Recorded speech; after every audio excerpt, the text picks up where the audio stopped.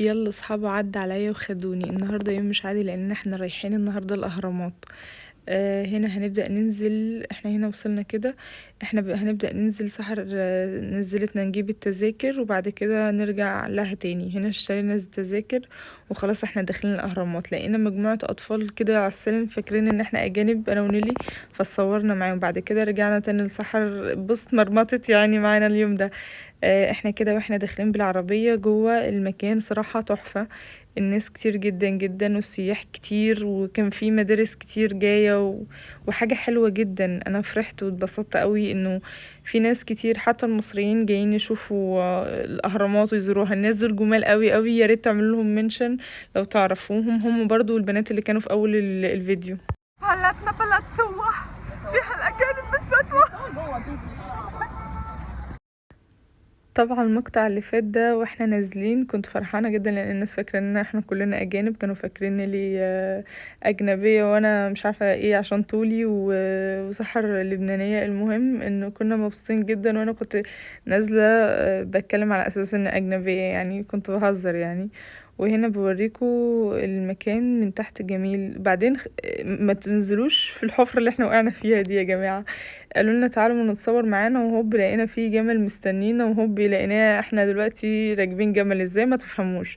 وقالوا لنا انتي بنت بلدنا ومش بنت بلدنا وعيب احنا ناخد فلوس عشان نصوركم. وهوبا سلمونا الناس بتاعت الجميلة ويلا احنا ايه ركبنا الجمل. شوفوا المنظر روعة ازاي والجمال قاعدة ازاي وشكلها حلو قوي وبتاكل يعني. وده سلطان، سلطان ده انا اللي ركبته، يعني كان جميل جدا جدا جدا.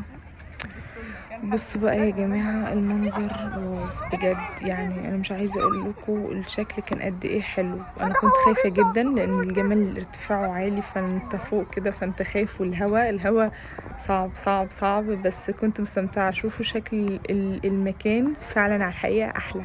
الشكل كان جامد والناس فرحانة ومبسوطة وعدد كبير جدا من السياح. بصراحة استمتعنا وقضينا وقت جميل جدا ووقت تحفة يعني. وهنا كان بيشرح لنا انه اول 3 في صغرى وكبرى وكبرى جدا، مش عارفة اول 3 اهرامات، التاني بعد كده تشوف 6 اهرامات والاكبر هتشوف 9. طب قلت له انا كمل بقى، احنا كان ورانا ان احنا هنقابل تلاميذ دكتور نيلي عشان هي طلع معهم رحلة يعني، طلعهم رحلة، فالمفروض ان احنا هنستناهم ونرجع لهم. فانا حبيت برضو اعرف واسمع منهم ويعرف ايه الاسعار. طلع 400 و600 و800، فلازم قبل ما تطلعوا تحددوا معاهم لان احنا دفعنا ده مبلغ محترم يعني.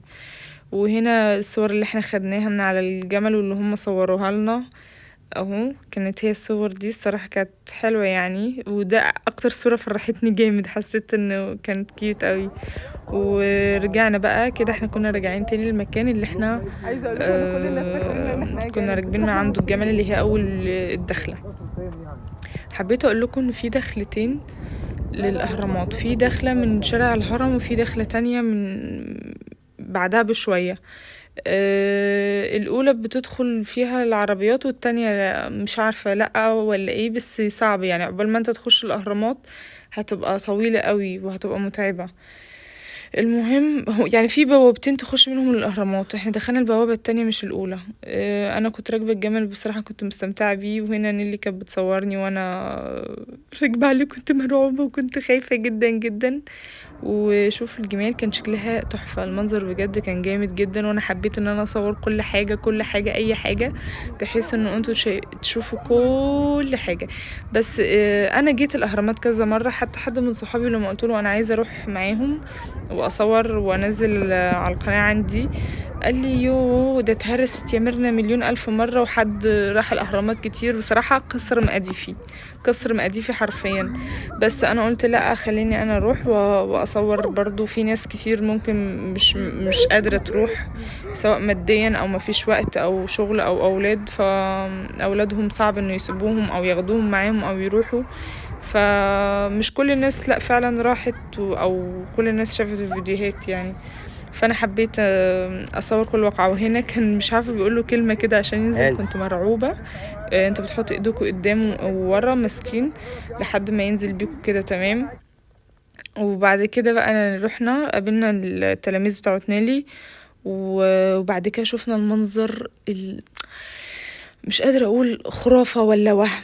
وهنا نيلي اهي، وبعد كده رجعت بيطيروا وبيرجعوا كمية حمام غير طبيعية على الأهرامات، وبتطير شوفوا ما شاء الله سبحان الله، يعني كمية حمام غير طبيعي والمنظر وهم.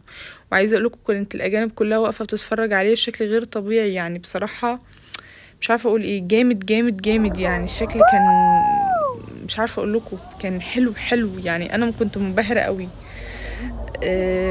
الطيور بتطير بمجموعات وكمية كبيرة، انا اول مرة اشوف كمية كبيرة قوي كده يعني، بس كانت حلوة قوي قوي قوي قوي، وعاملة شكل كده، وكل كان مبسوط كأنه شو سبحان الله إلهي. بعد كده انا قررت وندمت. دي على فكرة مش أول مرة أطلع الهرم، دي تاني مرة، بس دايما لما بطلع حد من الأمن بيجي يزعلي يعني، عشان ببقى بطلع ارتفاعات عالية وهما بيخافوا، وممنوع أصلا اللي اكتشفته بعد كده. فالمهم هنا أنا طلعت، وبعد كده طبعا جه حد من الامن قال لي يا استاذه لو سمحتي ممكن تنزلي، فنزلت احترمت نفسي. وكانوا اصحابي بيشجعوني وبيقولوا ميرنا ميرنا. بحب التسلق قوي، كان نفسي لما اكبر يكون هوايتي تسلق الجبل كده. كان جميل جدا لذيذ يعني، وانا كنت طويله بقى فكانوا بيتريقوا. المهم ان احنا نزلنا، وكل بقى حد معاه عربيته معاه مجموعه. وهنا كنا خلاص بنسيب الاهرامات دي وهنروح على اماكن تانية كتير. ف كانت حلوه بقى، دي المفاجاه الكبرى اللي هي اللي اتراضى خاطري بيها، انه الاهرامات اتهرست قبل كده. لا احنا رحنا لقينا، شوف على اليمين ده في حاجه حمراء، ده فاتت بس هجيبها في وسط الفيديو. في حاجات كده حطوها. وكانت بتحافظ على التوازن والتناغم في العالم بتاع المصري. الفنانه بقى اللي عملت الشغل ده اسمها ناتالي كلارك، هي فنانه انجليزيه امريكيه، حققت بقى المعاني دي كلها من خلال انها عملت قرنين معكوفين في بعض. قرنين معكوفين في بعض معمولين من الحديد، عشان حديد قوي ومتين بيعبر عن القوه بتاعت روح حتحور نفسها. والقرص اللي فوق ده قرص الشمس الاله رع، لونه معمول من الرخام. وزي ما احنا شايفين كان في قرن ثابت، وقرنين اللي تحت واقفين ثابتين ماسكين نفسهم، واللي فوق مايلين عليه، ففي حاجه عكس حاجه موجودين مع بعض في نفس العمل، فبيحققوا تناغم زي اللي بيلعبوا باليرينا مع بعض، حد فيهم شايل التاني، فاحنا بنشوفهم عاملين تناغم مع بعض. واحنا لو بصيتوا على الشغل من هنا بالظبط هتلاقوه متصنفر بين الهرمين. عشان لو شفتوها هتلاقوه متصنفر ما بين الهرمين، عشان تأكد اكتر على فكره ان روح حتحور هي اللي بتحافظ على التوازن في العالم بتاعنا. شكرا، ثانك يو.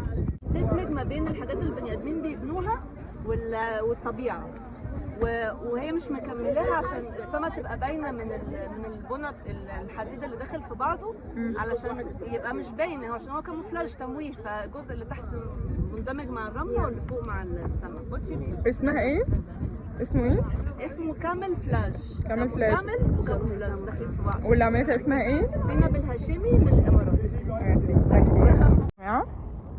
هي دي المسلة، هي فعلا معمولة من جلد الحيوانات، جلد البقر وكده. دي المسلة اللي هي كانت بتحكي عليها، واللي جاية دي بوابة الحياة برضو.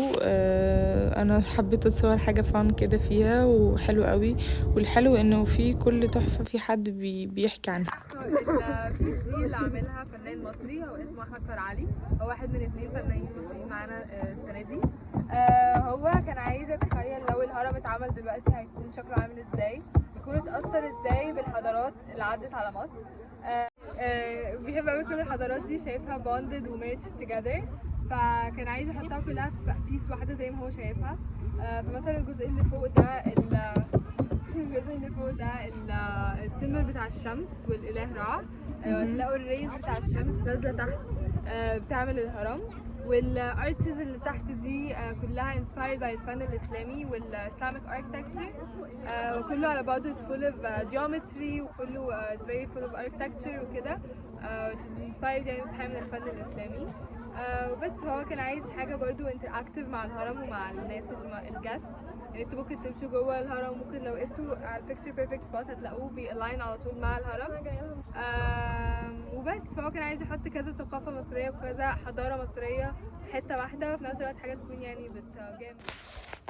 ده اللي كانت بتشرحه واللي عمله فنان مصري، وطبعا مصر تكسب.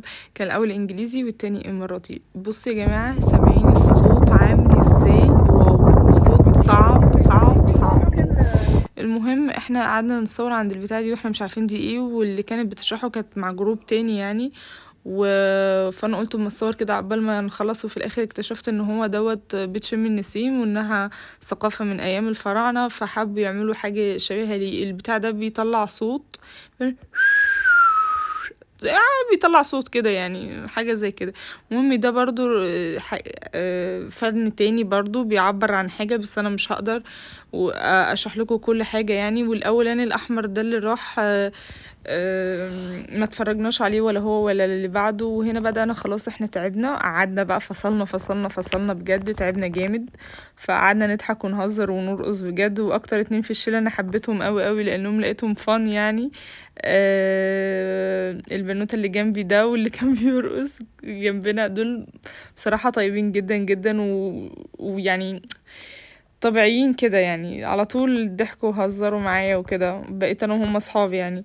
هنا يلا هنروح، قلت بس اخيرا كده بقى هرتاح، انا تعبت جدا وكان يوم شقة بمعنى كلمة شقة. واتمرمطنا بقى، بس كان يوم جامد جامد جامد. يسكتوا؟ لا ازاي، احنا رحنا استراحة، قلنا هناكل بقى وكده اهوت. الاستراحة حلو جدا. بصوا المنظر، انا اول لما شفت المنظر ده ارتحت نفسيا، قعدت وقمت جايبه واخده صوره كده للذكرى. انا بقى اكل، انا مش كلت، انا نسفت الاكل، انا مش عارفه الاكل راح فين، انا مش عارفه هو جه امتى وخلص امتى واختفى امتى. وهنا كنت ببعت على طول على طول